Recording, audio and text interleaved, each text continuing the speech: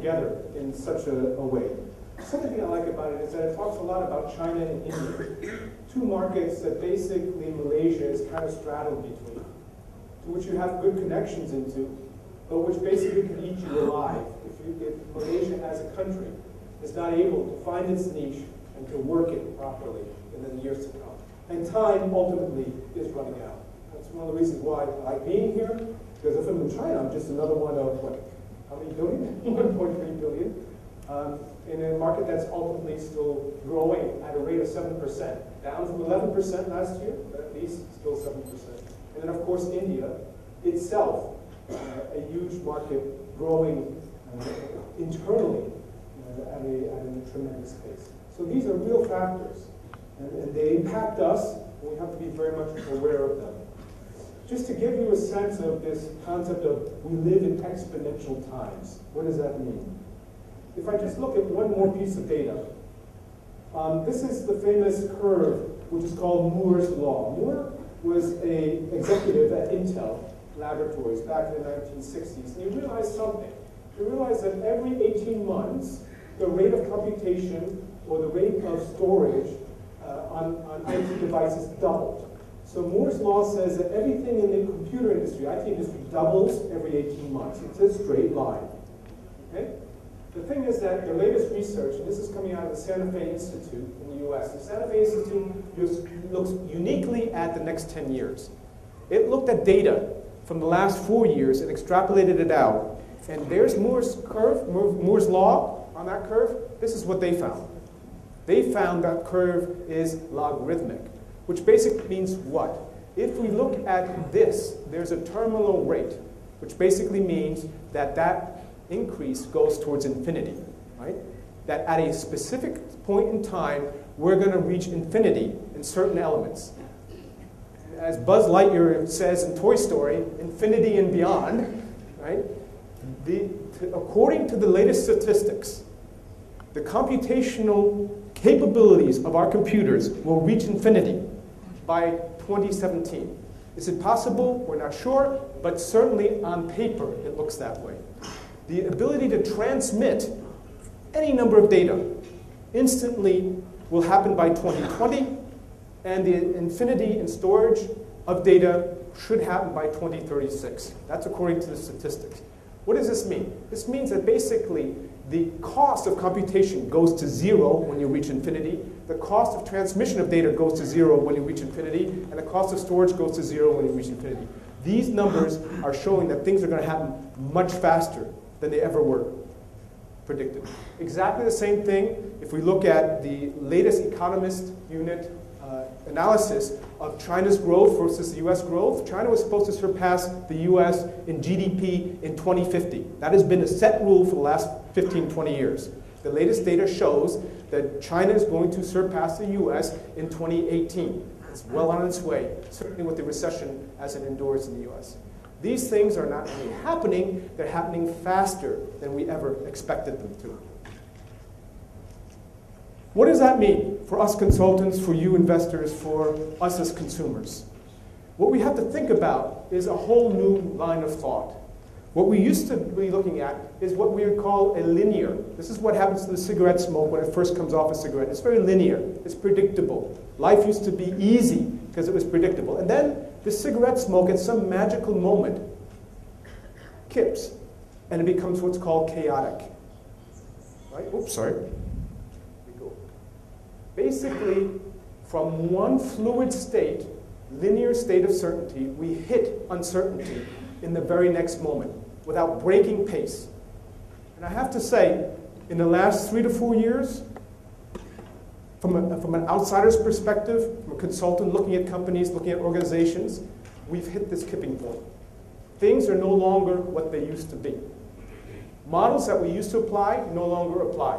We actually have had to go out and completely revise our business model, and we revised it twice in the last 2 years.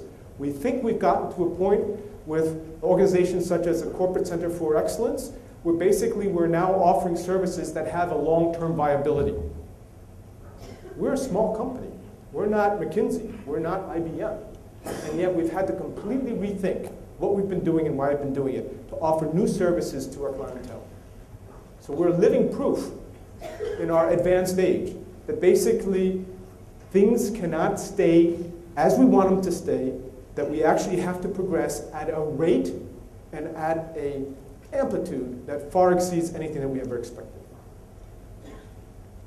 And that's where I want to start in terms of what are these lessons now that we're in the future, now that we know that things are no longer the way they needed to be or thought that they were going to be for the next 10 years or so, that everything in the past, based on simple principles such as what Jim Collins and his team did in the Good to Great book series, they no longer apply. They're no longer relevant. And so what can we do? And how do we look at leadership under these circumstances? And the way to look at, and what I'll do now is I'll talk to you about leadership, and then I'll talk to you about your business as individuals. Okay? So the first thing is, let's talk about leadership.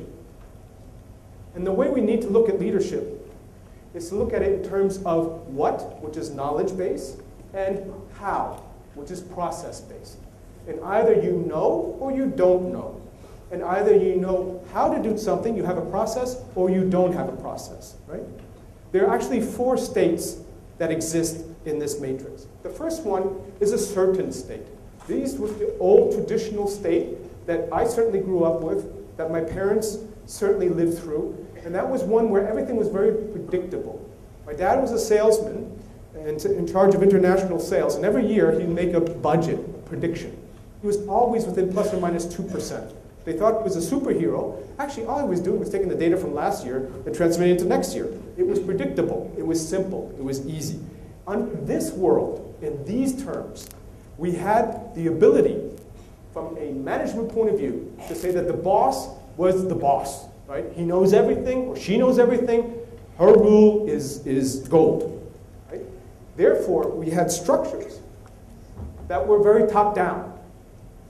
The boss is at the top of the pyramid, and everything just filters down, top-down management. And we had workers basically just executed what the boss has said to do. Very hierarchical, very structured, very simple. In this world, we used to be able to train someone to do their job in less than 10 hours, on average. That's a day and a half of working. They could actually be productive citizens. That was a simple world. You can imagine, that's a world where everything is known. As you can imagine, that was only the 1990s. That was even before Jim Collins started his book. Right? In the time that Jim Collins has written his book, we believe that basically we've reached a level of what we call complexity. And in a complex world, we don't know what's going to happen. We don't know.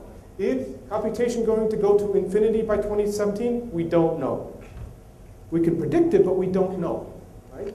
However, we have ways of getting to that knowledge. We have processes that we can use. We have algorithms that we can use to get to that knowledge. And so therefore, in a world that's complex, you need to rely on processes to get to the knowledge. And in this particular case, the role of the boss, this is a big change that we see now.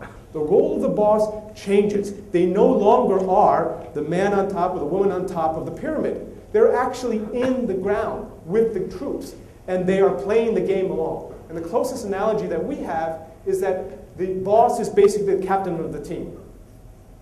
They are playing the game with us. They're involving us. They're part of the team. But they're the number one on the team. They're the ones that basically lead the group. Yeah? In this particular world, this organization structures get very, very flat. Why? Because the boss is part of the team. And there's all sorts of discussions of, can you have 14 direct reports? Can you have 20 direct reports? There are companies that have direct reports of over 200 people directly reporting into one individual. The structure is no longer the case. It's what are the people doing that's important. And in this world, knowledge workers are very important because they're independent. They report, if 200 people are reporting to one boss, either the boss is dead at the end of the day because his email box is overloaded and there's just too much communication, or there are a lot of independent workers working independently doing what they know how to do, and they don't need to rely all that much on the boss. In this world, the skill level that's required comes up to 1,000 hours. What is 1,000 hours? 1,000 hours is about 6 months worth of work. You have to work in your job for 6 months before you're able to be productive. That's a long time. That's a very long time. And a lot of companies don't have that amount of time. Right? So there's this real discrepancy between the knowledge required at the worker level and the ability to execute at the leadership level. We're starting to get into a world that's not very comfortable. Well, if that wasn't comfortable, let me tell you about the last one. And the last one, we're starting to see peaks of it through the little seedlings are starting to grow. And that is a world that's known as chaos. In the chaos world, we no longer know, and we have no way of knowing.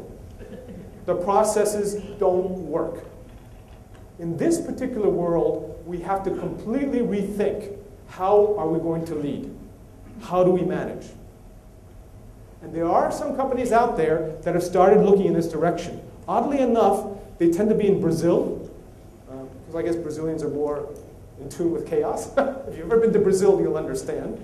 And they're also in other markets, in new markets, such as social media is a very good market where this concept of chaos, of fermentation, constantly evolving is happening. So in certain market sectors and in certain markets, we're starting to see this happening.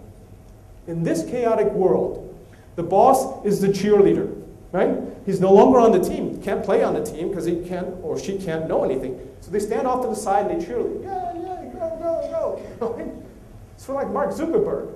Right? Everyone says, oh, he knows everything about Facebook. Come on. There are 100 million people. Right? Oh, yeah, 100 million people in his or no, it's 1 billion, right?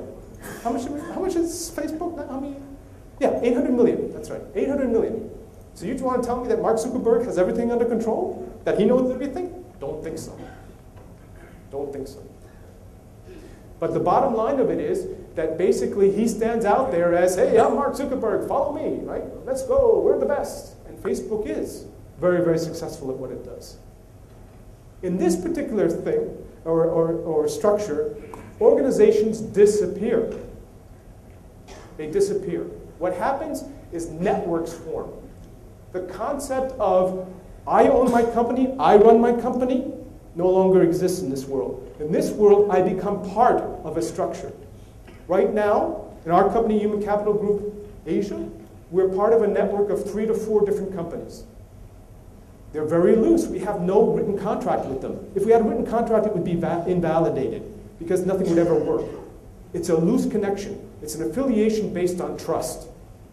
And oddly enough, contracts are coming. Oddly enough, we get to work together. Oddly enough, we get to learn from one another. It's Training Academy, and we are very happy to lend a hand with this because essentially, this is the future. It's not only about learning. The real tough part is unlearning. Because everything we've learned, we have to unlearn, and then we have to relearn. So this concept of learn, unlearn, relearn is very, very prevalent in today's world. And every 2 years, 3 years, we're going to have to do it all over again. The other thing about it is that we, meaning anyone who was born before 1980, or 1985, is a digital migrant. I'm an immigrant. Not because I'm foreign in Malaysia, but because I was born before 1984. Anyone after 1984 is a digital native. Why the difference? Digital natives, and I don't know if you've seen this in your children, they basically look at the world and build the world in a very different way. 1-year-olds are picking up iPhones and sliding, right? The first gesture, before they even know how to walk, they know how to slide the iPhone open. That world is one in which they, the children, are far more advanced than we are in the world that we're living in. And so therefore we have to learn from them. It's called reverse mentoring. It's very hard to accept because our parental roles, right? Always we know best, dad knows best, you know, just do it, right? The old, the boss is number one. That's disappeared. And in this world, we basically have to work with many, many different people of many different ages. Age essentially disappears as a factor in knowledge. If anything, it's actually a hindrance if we're too old. The next is look for collaboration. You look at around you and you look at your colleagues or your competitors and you say, oh, they're competitors. You know, we're all after the same piece of action. We're all after the same clients. We're all after the same market. So why would I ever collaborate with my nearest competitor? Well, guess what? If you don't, somebody else will. And they will grow and you won't. How do you collaborate? I can't tell you today. But basically, you have to start thinking about the market in a very different way. Collaboration is the only way forward. Because remember, you got to get to the 10,000 hours with less and less people. So the only way forward is through collaboration. The other one that's very key, and that you already have because as individual business people, you already have that connection and a contact. And that is that individual connection and contact to customers. The concept is that you have to look at every customer as an individual and adapt your offer to exactly meet their requirement. And the nice thing is that most of you are already there. You're already doing it without even realizing it. You know, some of the ethical things that were talked about moving the barriers of the ethical behavior in order to accommodate clients, that's absolutely where you need to be going. That's what this model is saying. You need to look at individuals above clients.